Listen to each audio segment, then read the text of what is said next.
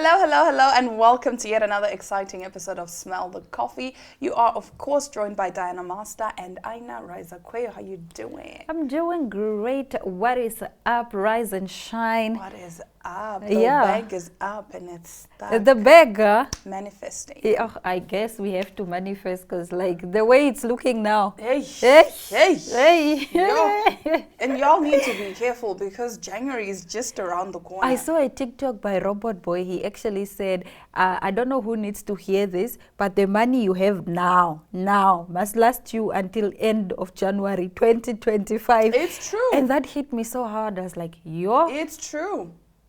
Because don't overspend. don't overspend. You That's don't what need we're 3 saying. goats. You only need 1. You only need one. Yeah. And you must ration those portions. You don't even need a cow. This thing of Aina taking 4 pieces, like, no, Chami, 2. 2, Two because max. half of it must last until New Year's. Exactly. Yeah, you can't kill a goat Christmas and then New New Year, Year's. family days, another goat. No, You'll be no. broke. You'll be And you broke. know the prices are high for goats now. It's like 2.5. You're telling me that, especially around this festive season. Yeah, it's like at the crazy. village 2.5, and you find them anywhere. Like they are at your disposal so easily. When you drive to Ondangwa or Shakati along the road, you will see goats there for sale. Come and buy a goat. And you'll be like, yeah, man, it's true. Maybe I should. I do need a goat. But no, you you don't don't. need a You goat. You don't. want a goat. You Yeah. don't need a goat. So You can even eat meat that you already had, like from exactly. other months, Go like to the dried butchery. meat. And just go you to the know? butchery, buy enough. Don't buy too much. This thing of, oh, it's always better to have more food. It's better to have leftovers. No, And don't that's just- invite people that you don't have a capacity to accommodate. Some of you get so excited and you're like, oh, Chemi, come to my house. Now you are going to fork out money to, host these people, and this was not in your budget. Oh my gosh, speaking Yeah. of that, there was a day I went out drinking the devil's liquor. And then I found out the next morning Not the devil's liquor. that I was inviting people to my house. Me, that doesn't even like people. Apparently, I was saying, no, there's like a nice bright area at my place. You guys can. Me, It's that you doesn't people like people. who go promise people jobs and opportunities in Groove. That's how it starts. We need to filter out this behavior. No, I was like, never again. The I'm day you not are rich drinking and again. famous, so just call me tomorrow. I work on this casting agency. We definitely see your face We in see a your commercial. face. I see your face in a commercial. Tomorrow. Just call me tomorrow. Hi Diana, it's me. Oh, Me- hi. who? Who? When did we meet? Where? Yo, when I found out that I was inviting people to my house, I was mortified. Because what do you mean, me? That doesn't like people. I'm there saying, I have a nice bright area. You guys should totally come, and then we can have like a nice Christmas bash. Huh?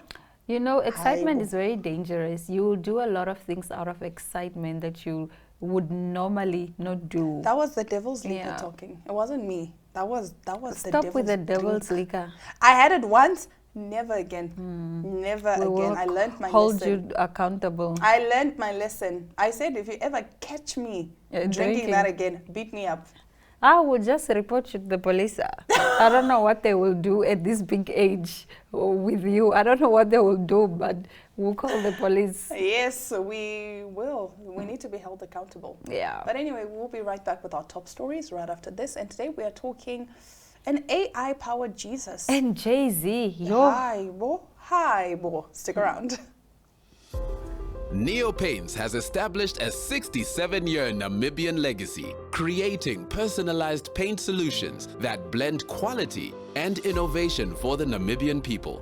We pride ourselves in being a 100% Namibian-owned company, investing in our country and our people by employing and empowering true Namibians. With every brushstroke, Neopaints commits to our quality guarantee and always delivering a coat of excellence. At Neopaints, we always stay true to our country. We are as Namibian as you.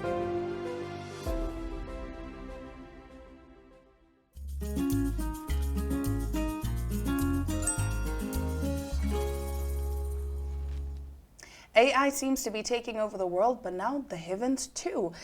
A Swiss church has installed an AI-powered Jesus. The small unadorned church has long ranked as the oldest in the Swiss city of Lucerne, but Peter's Chapel has become synonymous with all that is new after it installed an artificial intelligence-powered Jesus capable of dialoguing in 100 different languages. It was really an experiment, said Markus Schmidt, a theologian with the Peter's Chapel Church. We wanted to see and understand how people react to an AI Jesus. What would they talk about? Would there be an interest in talking to him? We're probably pioneers in this. The installation, known as De in Machina, was launched in August as the latest initiative in a years-long collaboration with a local university research lab on immersive reality. After projects that had experimented with virtual and augmented reality, the church decided that the next step was to install an avatar, Schmidt said. We had a discussion about what kind of avatar it would be, a theologian, a person, or a saint. But then we realized the best figure would be Jesus himself. Short on space and seeking a place where people would have private conversations with the avatar, the church swapped out its priest to set up a computer and cables in the confessional booth. After training the AI program in theological texts, visitors were then invited to pose questions to a long-haired image of Jesus beamed through a latticework screen. He responded in real time, offering up answers generated through artificial intelligence. People were advised not to disclose any personal information and confirmed that they knew they were engaging with the avatar at their own risk. It's not a confession, said Schmidt. We are not intending to imitate a confession.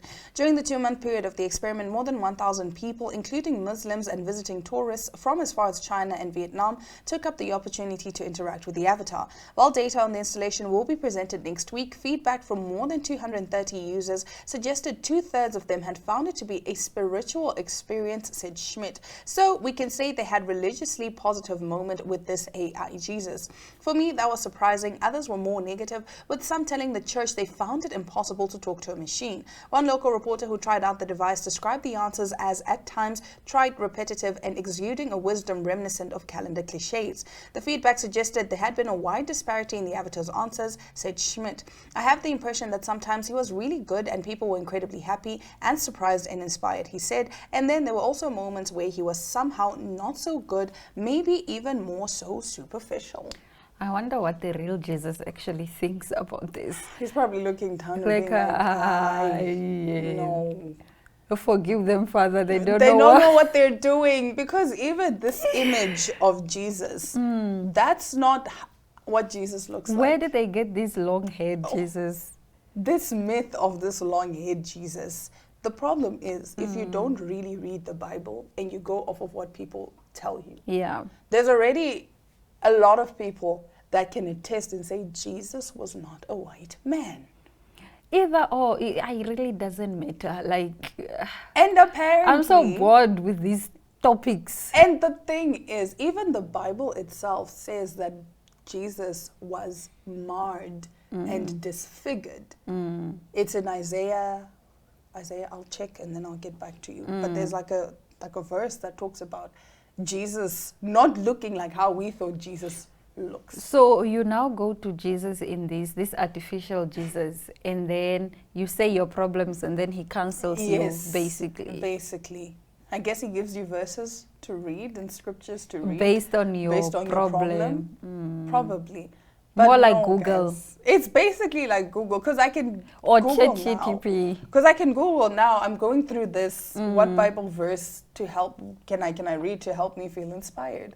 I guess it's an innovative something No. in the technological realm, but like let's let Jesus be Jesus. We don't need an AI Jesus. We already have enough of AI in the world. I'm concerned now if people would actually start worshipping this artificial Jesus rather than the real Jesus. I'm sure they will. Yeah. Because you know how it is. Most of the times, even us, we have certain things that we worship. And we don't even know that we're worshiping these things. So now there's this literal AI Jesus. And you think that he has the answers to all of your problems. People, it's a matter of time. It's a wild, but let's move on to other wild news.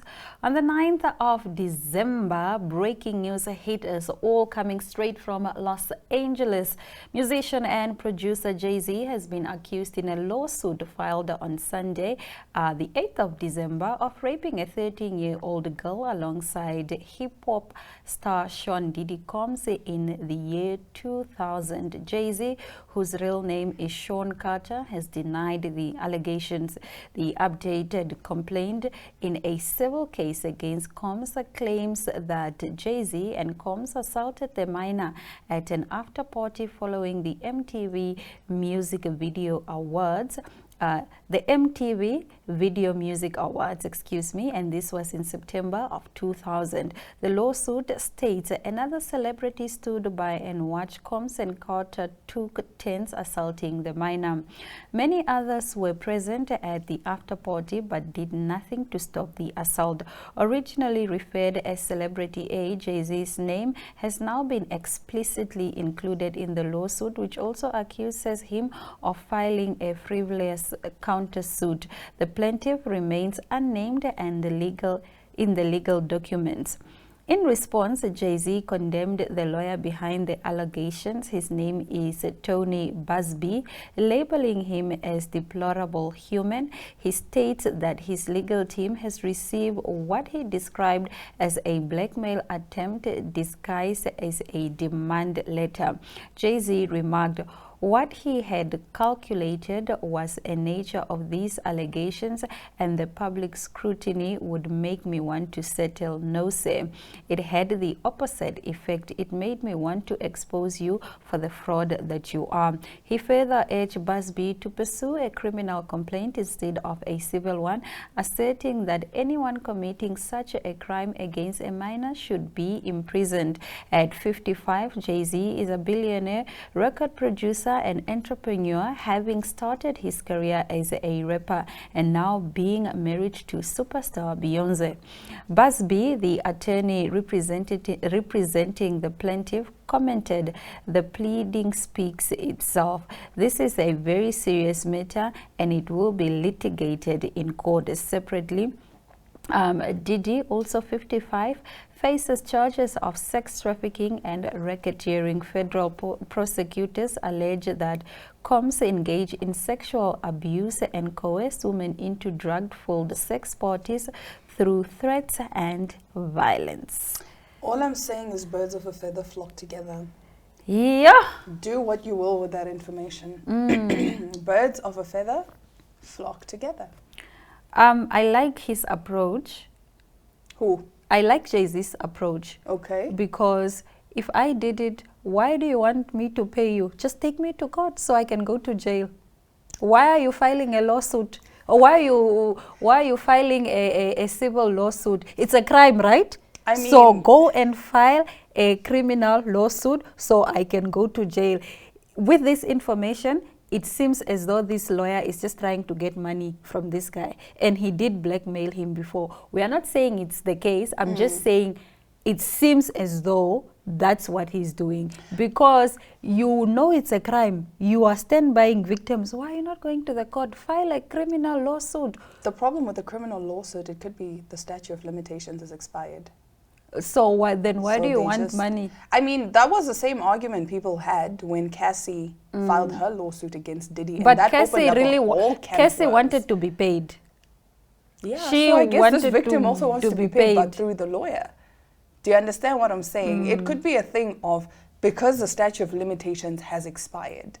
So now it's like, how else can I make him pay for what he did? They must go to court and they must provide evidence.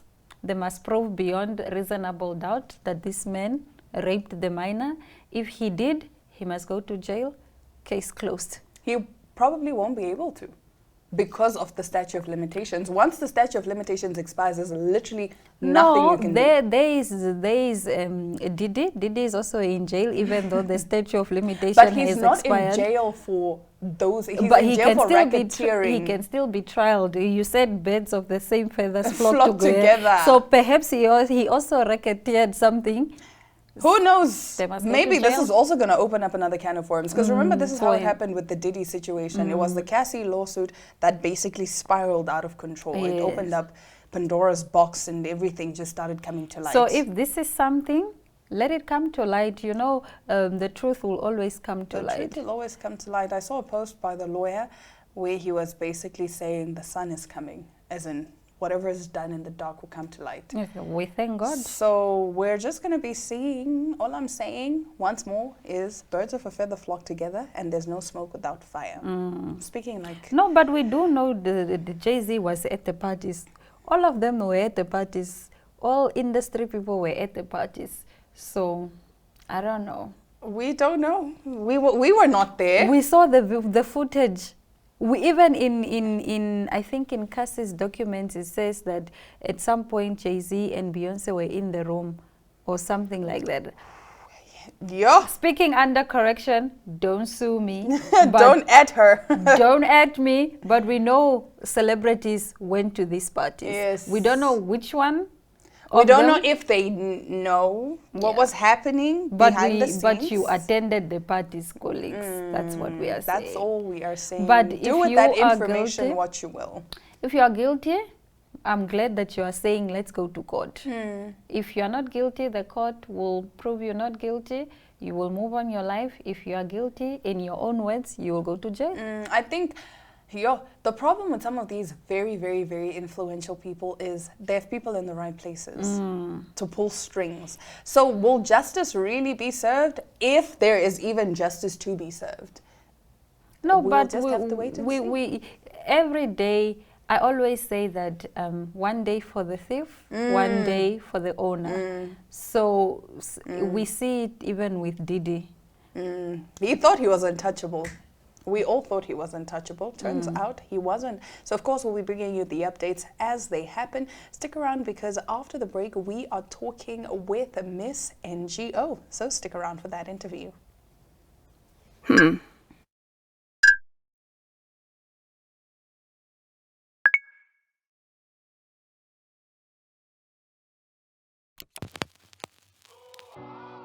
eTicket, your online ticket solution for events and event marketing, bringing you ease of mind and making sure that your event gets out there.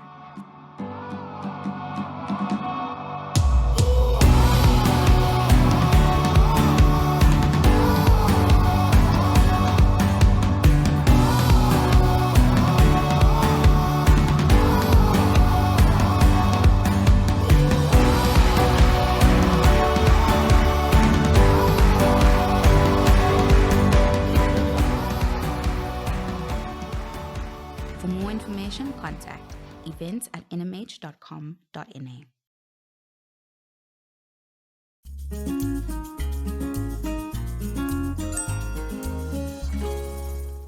Miss NGO Namibia is gracing the studio with her presence, and we couldn't be more honored to be having this discussion with her. And her name is Kintina. How are you doing? I'm fine, thank you. How are you? I'm good. Thank you for joining us today. All right, so let's start us off. How did it feel to be crowned Miss NGO Namibia 2024, and what does this mean to you? It felt overwhelmingly good at the Yeah. same time. I'm also truly honored to be crowned as Miss NGO Namibia 2024, and this crown means that I have the platform to interact with so many of my peers. I see. So how was it growing up in Walvis Bay? How has that shaped your perspective and passion for advocacy? I believe the diverseness and the different cultures in a tight-knitted community taught me how to direct and navigate the different personalities that come with the different cultures.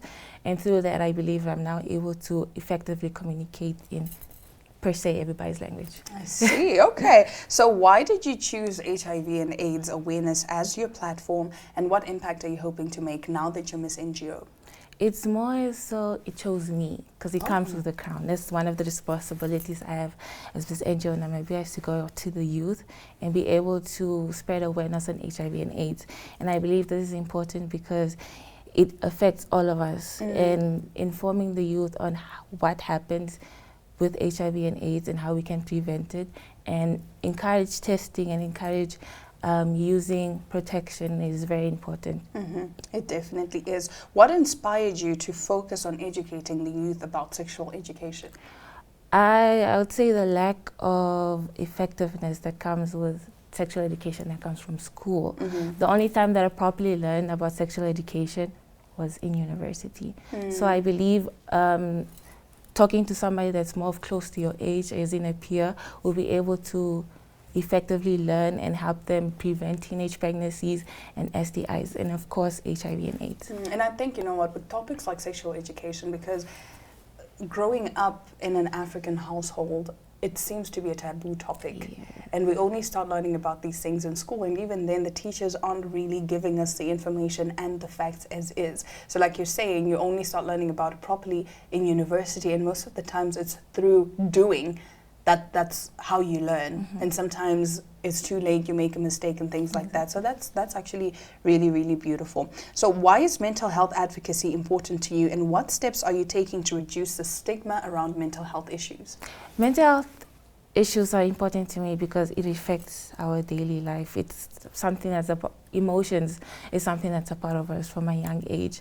So I believe being able to create spaces, not only to comfortably talk about it, but effectively.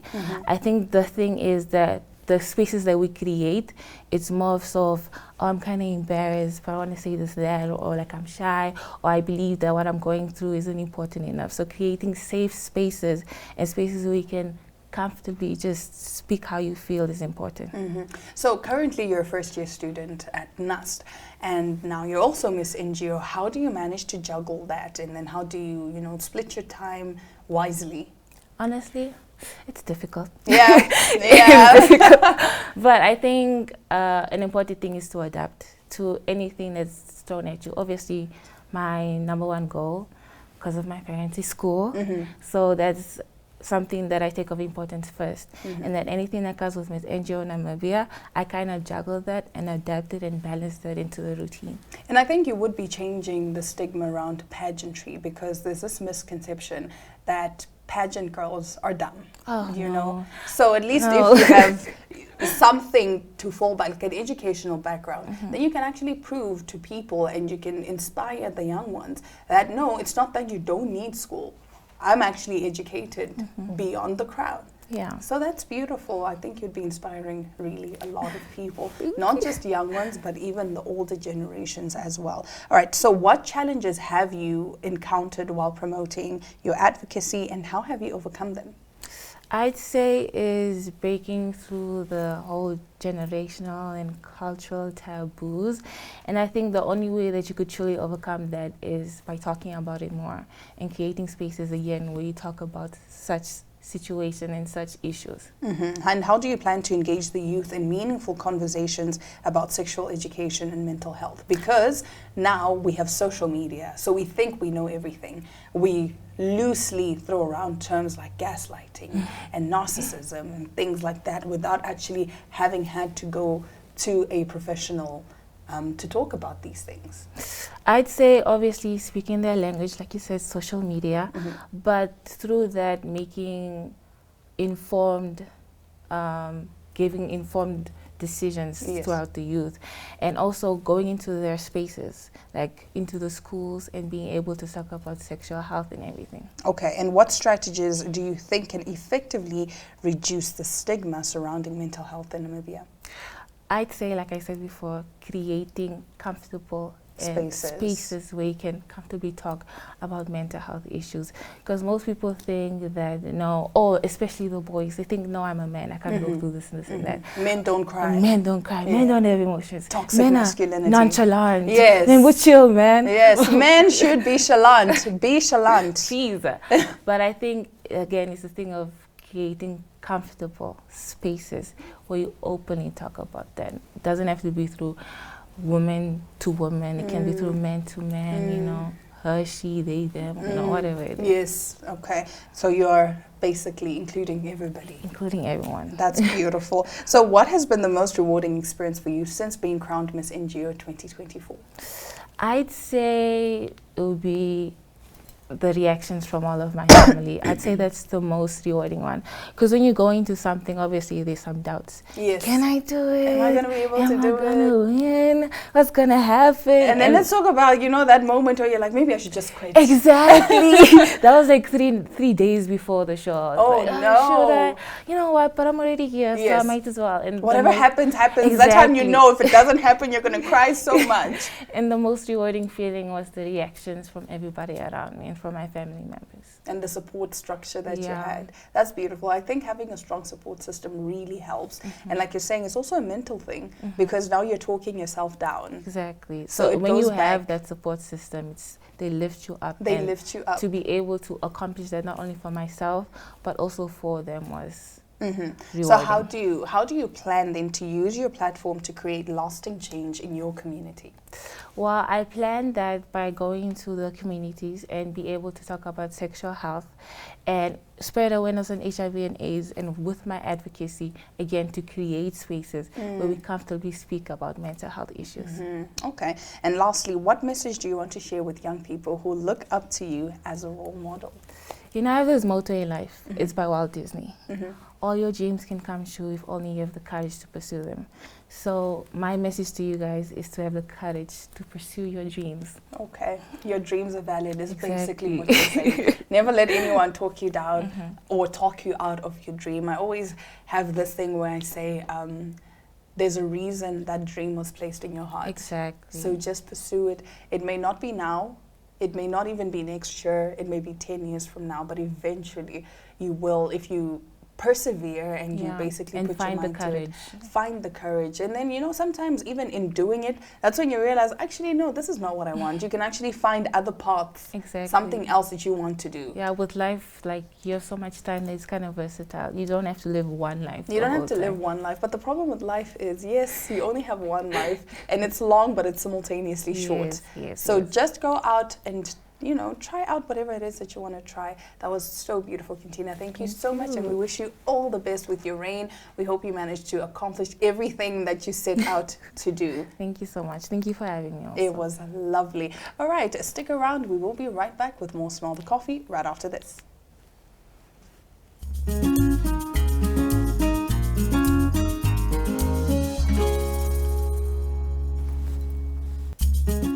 And that brings us to the end of yet another exciting episode of Smell the Coffee from me, Diana Master, and Miss NGO 2024, Kintina. It's goodbye.